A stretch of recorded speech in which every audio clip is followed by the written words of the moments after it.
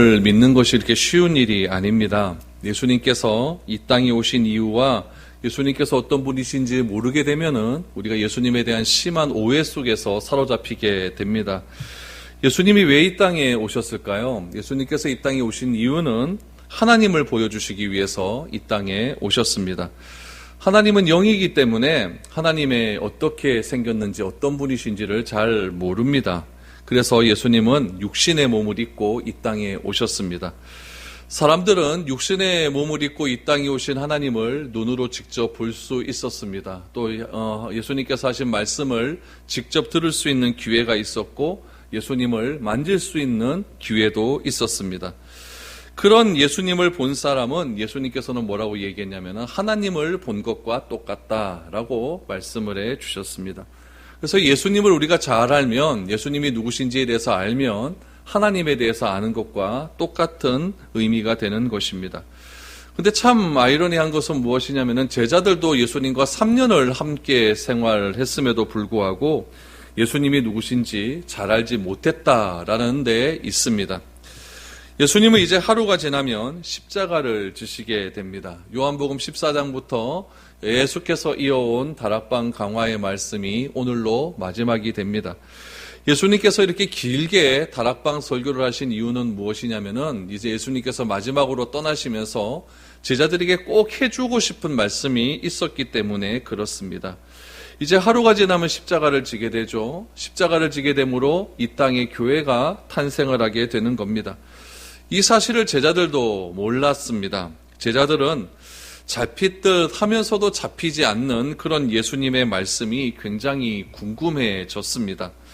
왜 죽는다고 하시고 또 다시 오신다고 하실까? 이 말씀이 도무지 이해가 되지 않는 겁니다. 죽음은 끝인데 왜 다시 만난다고 할 수 있을까? 이 말이 이해가 되지 않는 것이죠. 어떤 제자들은 모든 것을 버리고 또 예수님을 쫓았는데 떠나신다고 하니까 이 모든 것을 버리고 떠난 제자들의 머릿속에 계산이 서지 않는 것입니다. 그런 제자들을 향해서 예수님은 제자들의 마음을 아시는지 모르시는지 뭐라고 하시냐면은 내가 떠나는 것이 너희에게 유익이다라고 말씀을 하십니다. 떠나는 것이 어떻게 유익이 될 수가 있을까요? 제자들은 도무지 이런 예수님의 말씀이 이해되지 못했지만은 예수님은 말씀하십니다. 내가 떠나야만 너희와 영원히 함께할 성령께서 오시기 때문이다 라고 말씀을 하셨습니다.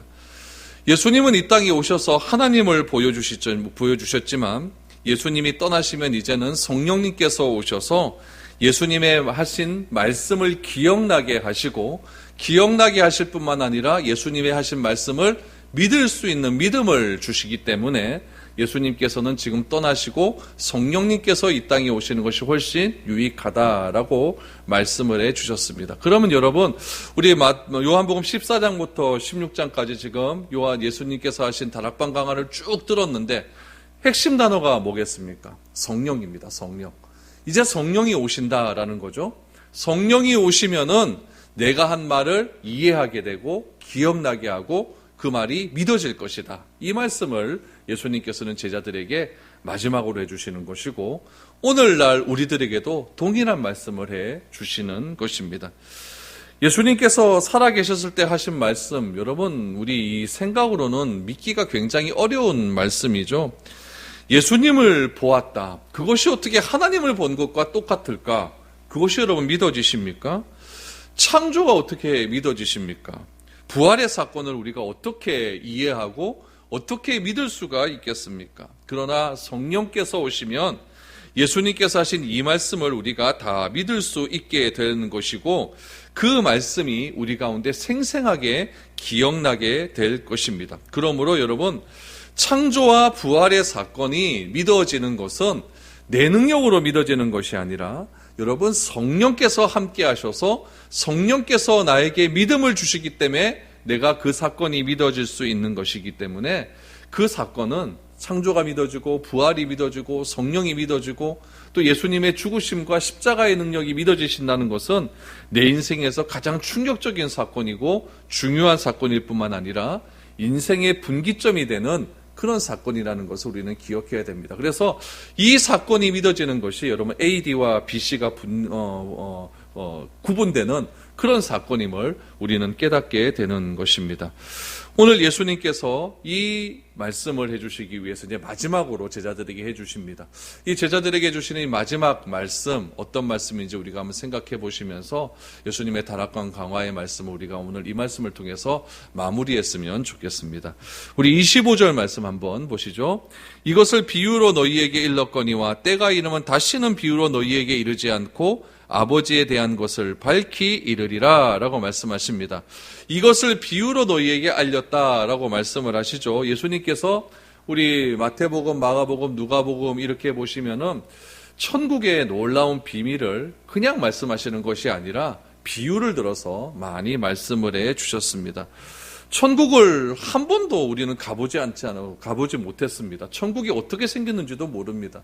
예수님은 천국에서 오셨기 때문에 천국을 잘 설명할 수가 있겠죠. 그런데 우리 사람이라고 하는 존재가 한계가 있기 때문에 아무리 잘 설명을 한다고 해도 우리가 그 말씀을 다 받아들이기는 너무나 힘들다는 이야기죠. 그래서 사람들이 잘 알아들을 수 있을 정도로 이렇게 비유를 들어서 천국에 대해서 말씀을 해 주셨죠.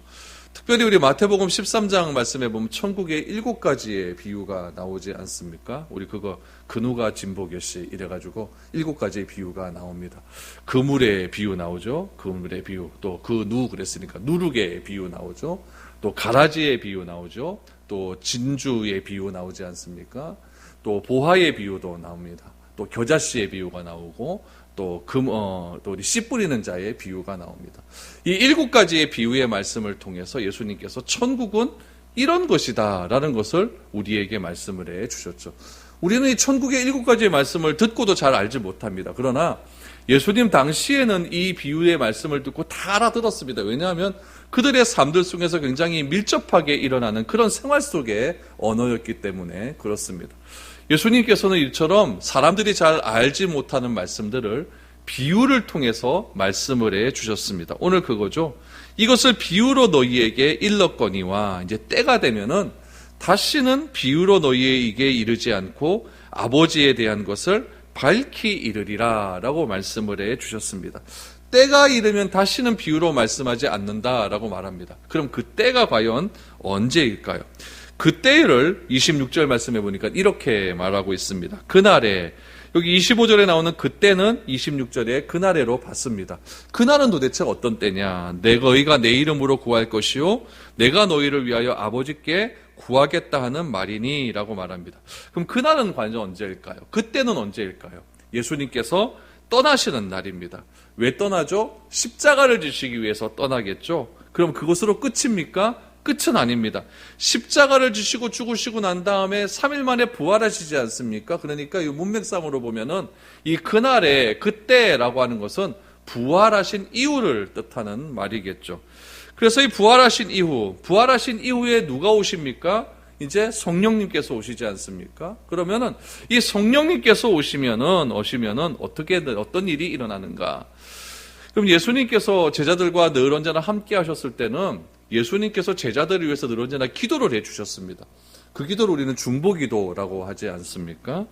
제자들이 바른 기도를 하지 못하기 때문에도 있겠지만은 예수님의 삶은 늘 하나님과 인간 사이의 중간에 위치해 있으면서 중보자로서 늘 우리를 위해서 기도하시는 그런 삶을 사셨습니다. 이제 부활하신 후에 성령께서 오시면은 이제는 우리가 어떻게 하느냐? 오늘 26절 말씀해 보니까 이제는 너희가 하나님께 내 이름으로 기도할 것이다 라고 말씀을 하고 있습니다. 여러분, 이것은 기도의 혁명적인 사건이 일어난다는 것이죠. 지금 성령께서 오시기 전, 또 십자가를 지시기 전, 부활하기 전까지는 다 기도를 누가 했냐면은 내가 하지 않았습니다. 누가 해주었냐면은 기도하기 위해서는 제물을 들고 대제사장께 가야겠습니다. 성전에 가서 대제사장을 통해서 기도할 수 있었다는 이야기죠. 그 대제사장의 역할을 예수님께서 3년 동안 계실 때에 친히 하신 겁니다. 우리를 위해서 기도해 주시고 제자들을 위해서 대신 기도해 주셨다는 이야기죠. 근데 이제는 예수님이 말씀하십니다. 그날에는 어떤 일이 일어나느냐? 내가 십자가를 지고 죽고 부활하고 성령께서 오시는 그날이 되면은 너희가 아버지께 내 이름으로 기도할 때가 온다라고 말씀을 하고 있는 것이죠. 그러니까 이제 우리가 하나님께 예수님의 이름으로 직접 기도할 때가 온다는 겁니다. 오늘 여러분은 다 하나님께 기도하지 않습니까? 어떻게 기도합니까? 예수의 이름으로 기도하지 않습니까?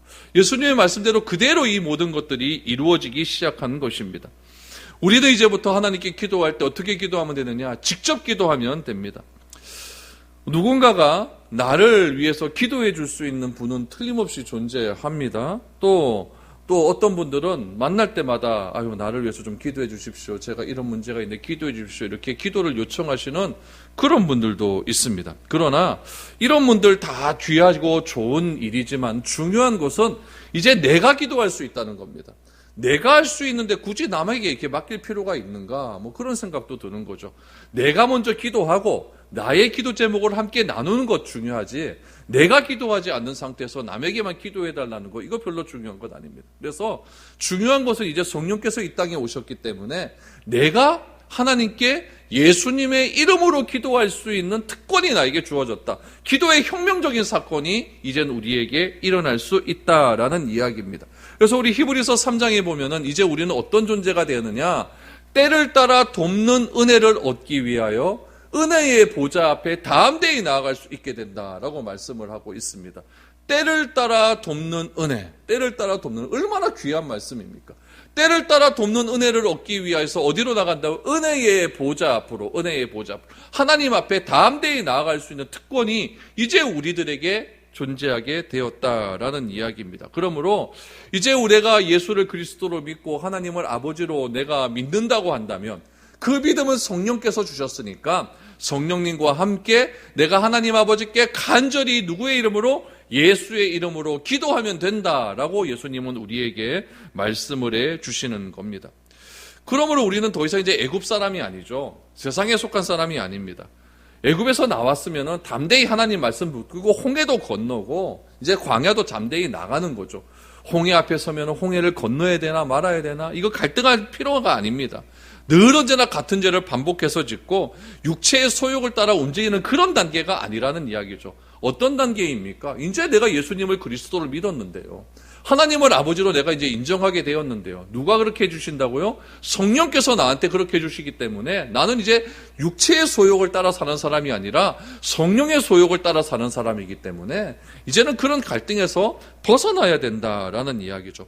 부활하신 예수님을 마음에 품고 그 부활하신 예수님께서 성령님으로 다시 오셨기 때문에 그 성령님과 함께 아름다운 동행을 하는 것이 이제 우리가 진정으로 그리스도인으로서 해야 될 일이라는 거죠. 그래서 내가 신앙을 한다라는 것은 교회에 왔다 갔다 하는 것이 신앙하는 것이 아니라 성령님과 함께 아름다운 동행을 하는 삶을 사는 것이 내가 신앙을 하는 삶, 예수를 그리스도로 믿는 삶, 하나님을 아버지로 모신 삶이라는 것을 예수님은 우리에게 말씀을 해 주셨다라는 이야기죠. 그래서 이제는 성령님이 친히 기도하는 우리 가운데 역사해 주시어서 비록 그 기도가 응답되지 않는다 할지라도, 비록 그 기도가 조금 늦춰진다 할지라도 미리 응답되는 것으로 믿고 감사함으로 내가 기도할 수 있는 그런 능력을 우리가 받게 되었다라는 것이죠. 여러분들도 지금 다 기도하고 있지 않습니까? 기도의 제목들 다 있지 않습니까? 그런 기도가 조금씩 늦춰지는 이유는 무엇이냐면은 나와 하나님과의 연결고리가 잘못됐든지, 그렇죠? 또 이 하나님께서 때를 따라 그 기도의 응답에 대한 때가 조금 딜레이 될 수가 있는 것이지 결단코 하나님께서 우리의 기도를 안 들어주시는 것은 아니라는 사실을 꼭 기억할 수 있기를 바랍니다. 26절 다시 보십시오. 그날에 너희가 내 이름으로 구할 것이요 내가 너희를 위하여 아버지께 구하겠다 하는 말이 아니다 라고 말합니다.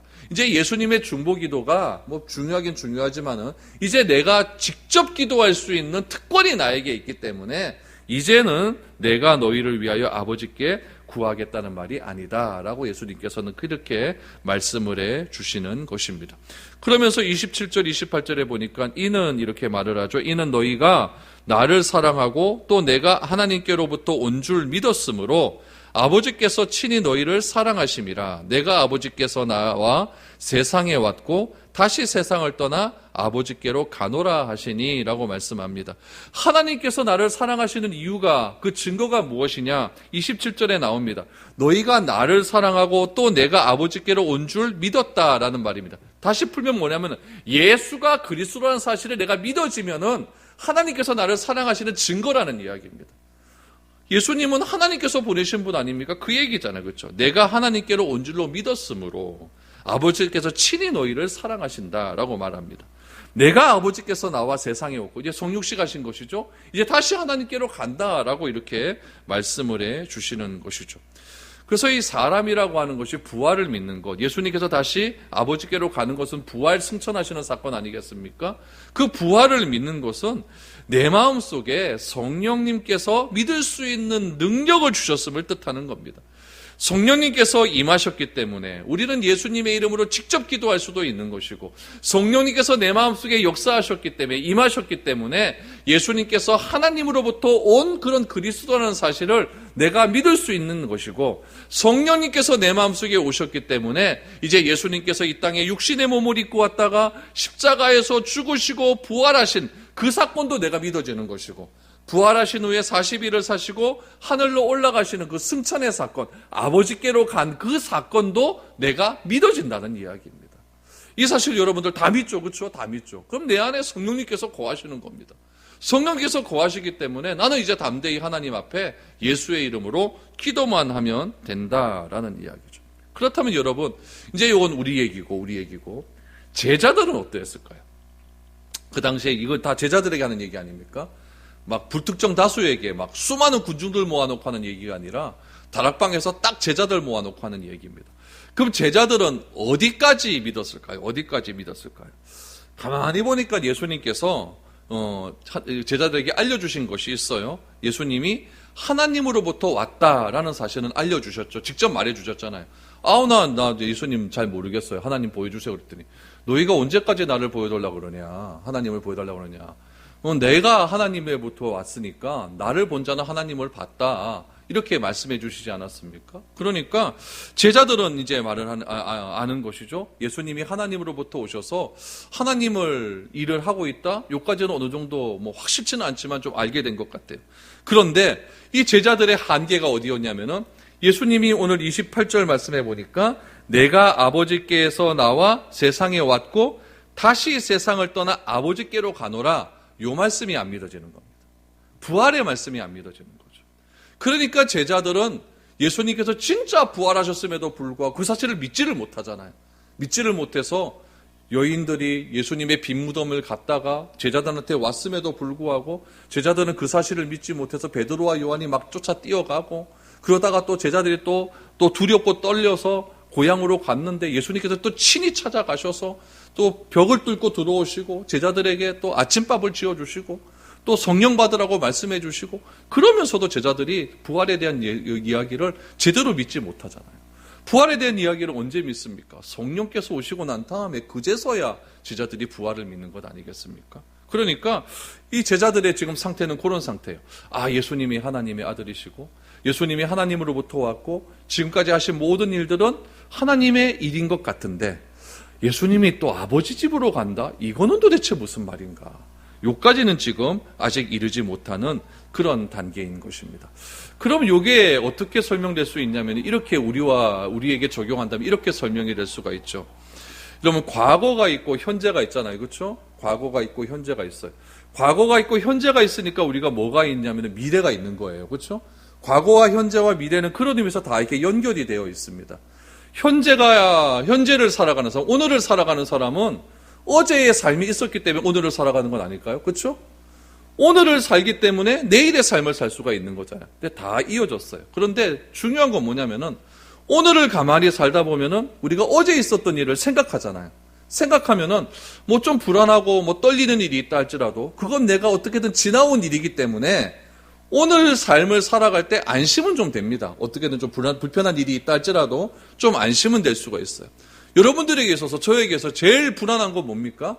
미래에 대한 일입니다. 내일 무슨 일이 일어날지 잘 모르는 거예요. 과거적 삶을 살았고 오늘의 삶도 살았는데 요 과거와 현재의 삶이 좀 잘 어우러져서 우리 미래의 삶도 내가 원하는 계획대로 딱 이루어졌으면 좋겠는데 그게 잘 됩니까? 안 됩니까? 그게 잘 안 돼요. 그러다 보니까 미래의 일로 우리는 늘 언제나 불안합니다. 내가 이제 나이가 자꾸 들어가는데 나이 들면 내가 뭐에 살아야겠노?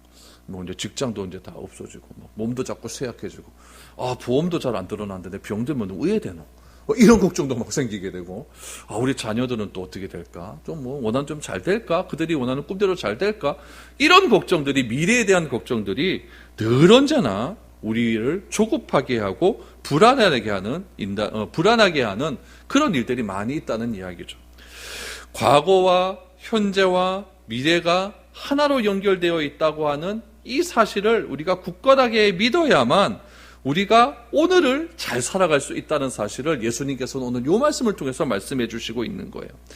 우리에게 미래가 중요한 이유는 무엇이냐면은 이 미래라고 하는 것은 저 끝에 가면은 우리 죽고 난 뒤도 우리 미래 아닙니까? 요 죽고 난 뒤에는 우리는 과연 어떻게 될까? 이런 불안감도 있을 수가 있어요. 우리가 좀 교회 생활도 좀 잘하고 또 신앙 생활도 좀 잘하고 성경도 좀 열심히 읽고 기도도 좀 잘하고 이러면 내가 죽어서 구원받을 것 같은데 한 며칠 좀 빠져버리고 좀 안 하고 짜증도 많이 나고 이래버리면 내 이래가 구원받겠나? 이런 생각도 막 들지 않습니까?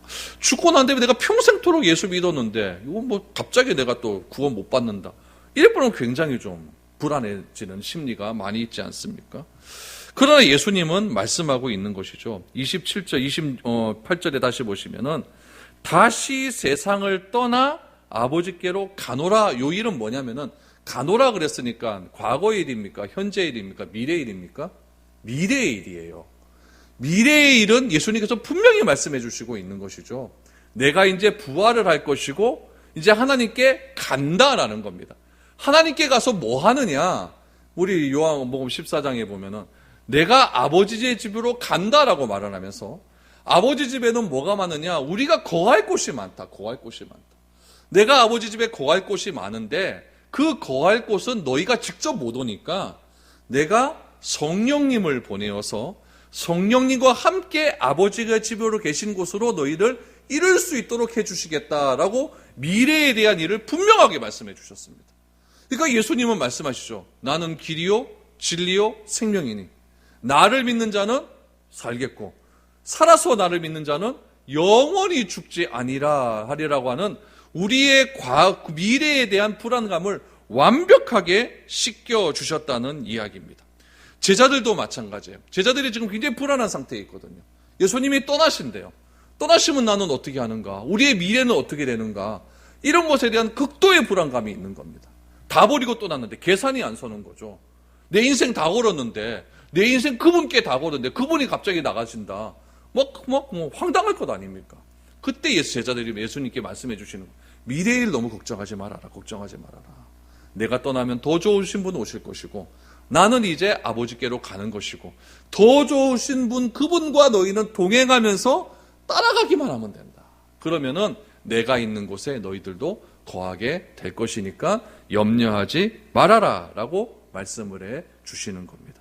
그것이 오늘 28절의 말씀이에요. 그래서 우리도 앞으로 올 미래의 일을 참 불안하고 염려가 되고 걱정되는 일도 맞지만은 우리 과거의 삶들 속에서 하나님께서 어떻게 나를 인도하셨는가를 가만히 살펴보면은 평탄한 길 많이 없었잖아요. 힘들고 어렵고 괴로운 인생 가운데서도 어떻게 해서든지 하나님께서 그것을 우리를 잘 이겨낼 수 있도록 힘주시고 또 능력 주시어서 오늘에 이르게 하셨다고 한다면은 미래도 하나님께서 그렇게 인도하실 것이다.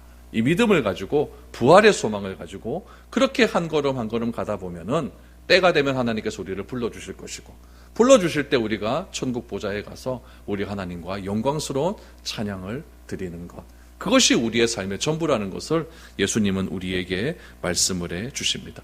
이런 이야기를 쭉 해주시자 제자들의 이제 말을 한번 보십시오.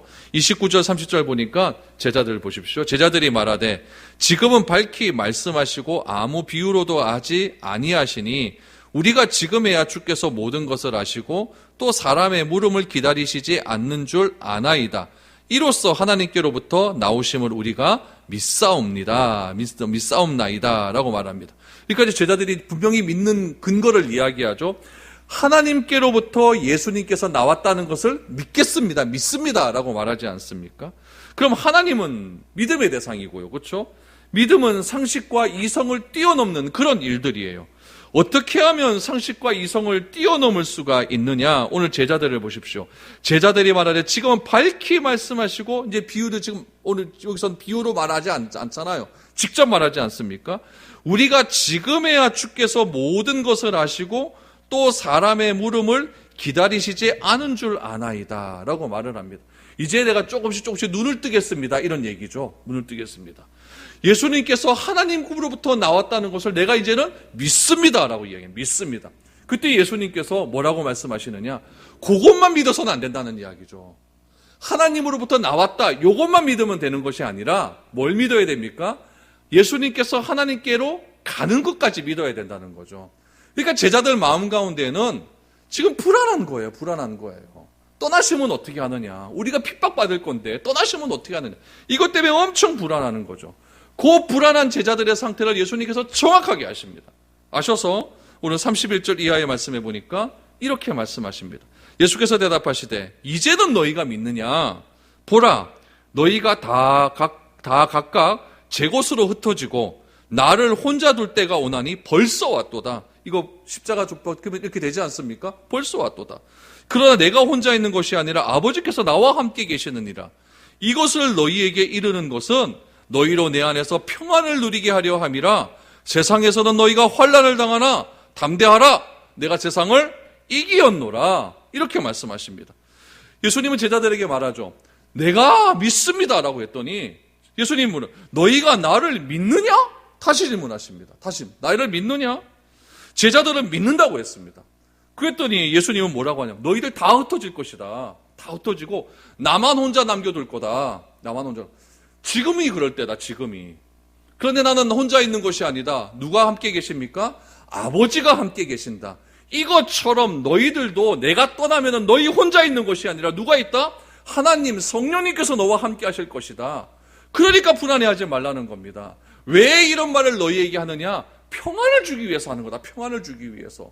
내가 떠난다고 불안해하지 말라는 겁니다. 내가 떠난다고 겁먹지 말라는 겁니다. 왜 겁먹지 말아야 되느냐? 세상에서 너희가 환난을 당할지라도 내가 이미 세상을 이겼다. 이미 세상을 이긴 것을 너희에게 보여주었기 때문에 너희는 절대로 불안하지 말아라. 승리는 너희에게 보장되어 있다. 그러니까 너희는 늘 언제나 평안한 마음을 가지고 살아라. 이것이 예수님의 다락방 강화의 결론입니다. 14장 1절에서 어떻게 시작합니까? 너희는 마음에 근심하지 말라라.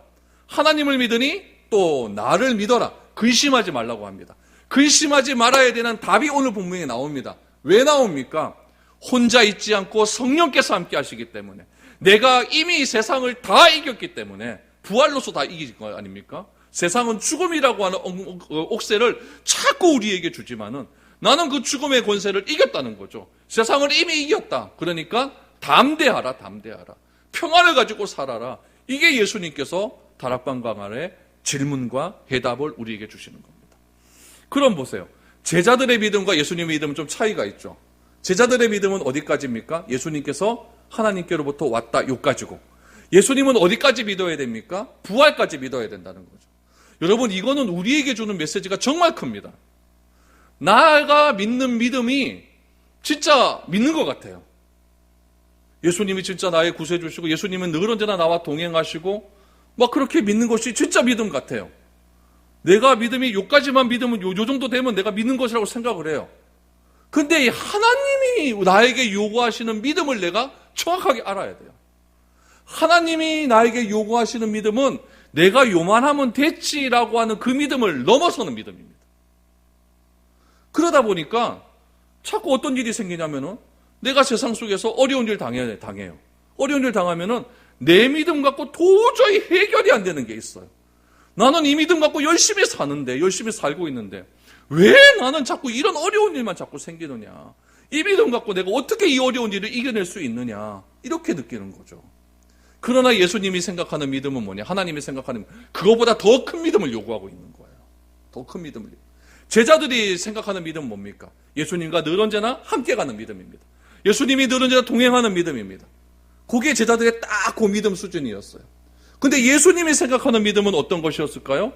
그것을 뛰어넘는 더 큰 믿음이죠. 예수님의 부활을 얘기하는 겁니다. 미래의 상황도 믿는, 하나님께 다 드리는 그런 믿음을 예수님은 지금 우리들에게, 제자들에게 요구하고 있는 것입니다. 예수님은 진짜 나를 믿는다면은, 예수님께서 지금 이 순간, 다시 말하면은 내가 원하는 것이 이루어지지 않고, 제자들이 원하는 건 뭡니까? 예수님과 평생 같이 하는 것. 그게 이루어지지 않고 바라는 것이 이루어지지 않는다 할지라도 뭘 믿어라? 세상을 이겼다는 사실을 믿으라는 겁니다. 그래야 우리가 미래의 일 때문에 두려워하고 근심하는 일이 없어진다는 이야기죠. 그래서 예수님께서 오늘 33절 말씀에 세상을 이기었노라 라고 말하기 전에 하시는 말씀이 뭐냐면은 내 안에서 평안을 누리게 함이라. 평안을 누리게. 그러니까 예수님이 제자들에게 원하시는 것은 평화입니다. 평화. 예수님이 우리에게 원하시는 것은 평화예요. 평화. 근데 그 평화가 언제 깨어집니까? 환난을 당할 때. 내가 전혀 예측하지 못한 그런 어려움이 당할 때 내 안에 있는 평화가 깨어지지만은 그러나 걱정하지 말라는 거예요. 왜 걱정하지 말까요? 내가 이미 내가 당하는 환난을 이겼기 때문입니다.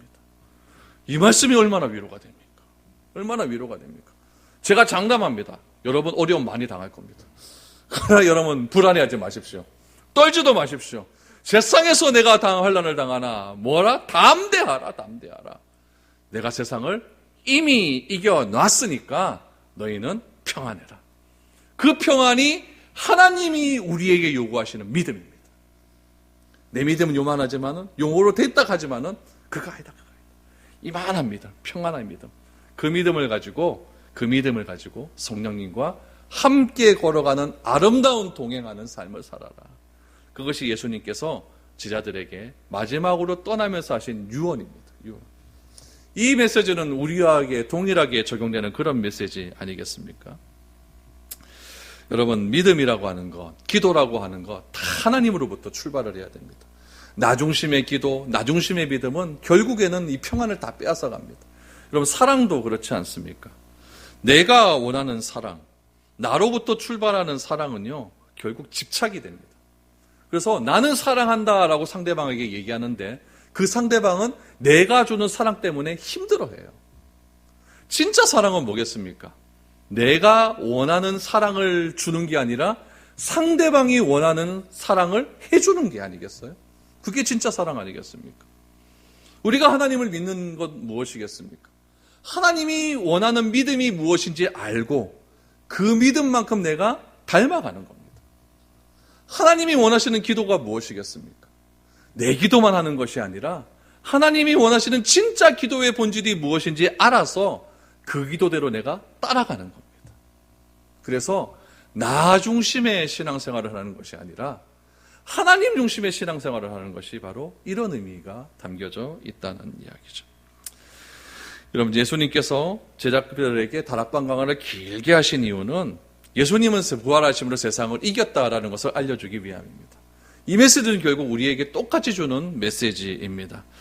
여러분, 우리에게 어떤 환난과 어려움이 다가온다 할지라도 주님이 이기신 그 세상을 나도 이길 수 있다라고 하는 믿음을 가지고 담대하십시오.